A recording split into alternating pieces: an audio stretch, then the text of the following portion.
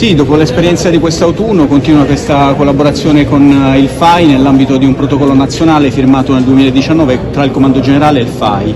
E si tratta di aderire a una manifestazione che ha un significato particolare per la città, perché verranno inseriti in questo percorso diversi siti di interesse storico e ambientale, tra questi il palazzo che è sede del Comando Provinciale sin dal 1900, che è questo palazzo in cui ci troviamo, il Palazzo Vadalà. Quindi un momento di apertura alla città, di cultura, di partecipazione anche degli studenti e quindi di coinvolgimento dei più giovani. C'è qualche novità, tipo una mostra che verrà aperta? Sì, in questo caso ci sarà l'esposizione della mostra fotografica realizzata col fotografo Massimo Palamenghi in collaborazione con la diocesi. Il tema è quello della devozione, della fedeltà alla Virgo Fidelis, che è protettrice dell'Arma, quindi vengono ritratti dei santuari o delle chiese della nostra provincia in cui c'è la figura del carabiniere, quindi sia a testimoniare questo legame forte e sia a rappresentare appunto la devozione dell'Arma nei confronti della sua protettrice.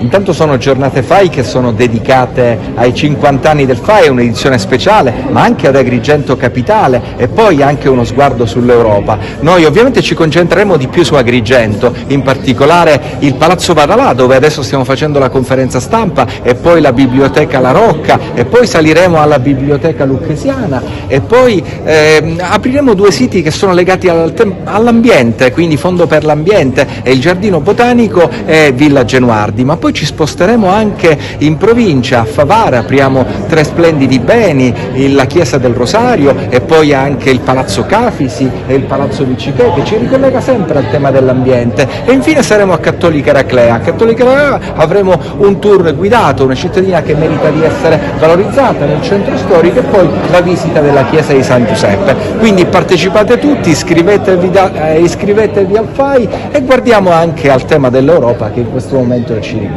A presto. Una giornata importante dedicata all'importanza delle foreste. Il 21 marzo infatti si celebra la giornata mondiale delle foreste, finalizzata alla sensibilizzazione dei cittadini ma anche della popolazione scolastica, a voler significare appunto l'importanza a livello planetario delle foreste, dei servigi che questa offre naturalmente all'uomo, come l'acqua, il contrasto al dissesto idrogeologico, produzione di legno, cibo e tutte le esternalità positive che una foresta nel sistema planetario appunto può generare.